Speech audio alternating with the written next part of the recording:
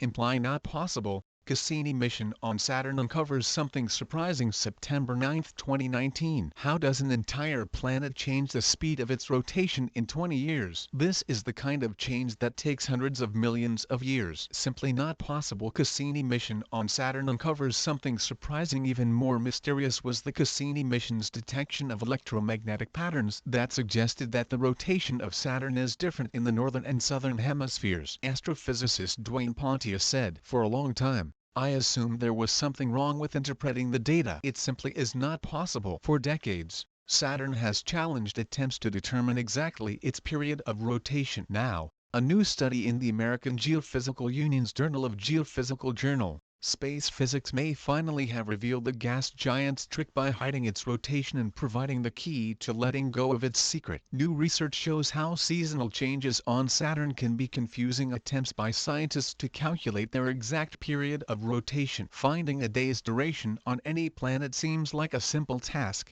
Find some resource on the planet and rotate it as it spins once. Or, if it's a gas giant like Jupiter that has no solid surface features, scientists may hear periodic modulations in the intensity of radio signals created within the planet's rotating magnetic field. A planet's rotation period is one of the fundamental facts about a planet, along with its size, composition, orbital period, and other facts that not only describe a planet but help explain its behavior, history, and even provide clues to its formation. Cassini discovers something amazing. Saturn emits only low-frequency radio patterns that are blocked by the Earth's atmosphere, making it difficult to study their rotation from the Earth's surface. In contrast, Jupiter emits radio patterns at higher frequencies, which allowed radio astronomers to calculate their rotation period before the space age began. It was not until the spacecraft was sent to Saturn that scientists were able to collect data about its rotation. Voyager probes 1 and 2 sent home the first hints of Saturn's rotation in 1980 and 1981. They detected a modulation of radio intensity that suggested that the planet rotated once every 10 hours and 40 minutes. Pontius of Birmingham Southern College,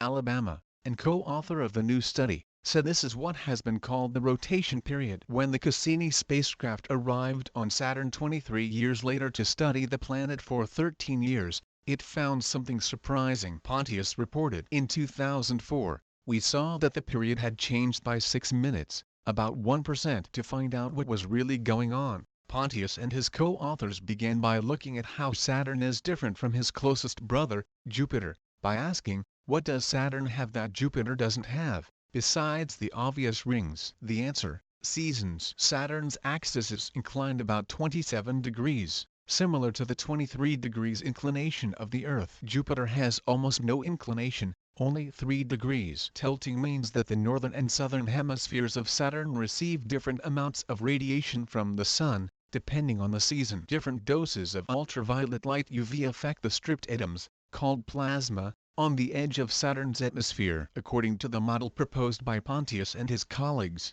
summer to winter UV variations in different hemispheres affect plasma, so it creates more or less drag at the altitudes where the planet's gaseous atmosphere meets. This difference in drag makes the atmosphere slower, which is what defines the period seen in the radio signals. Change the plasma seasonally and you change the period of radio emissions, which is what is seen on Saturn. The new model provides a solution to the puzzle of the impossible rotation periods of Saturn. It also shows that the observed periods are not the period of rotation of Saturn's core, which remains unchanged. Pontius presented the model earlier this year at a meeting of Saturn scientists and said it was well received. Now he expects other researchers to take the next step toward refining the model by exploring how well it fits into Cassini's 13 years of Saturn data.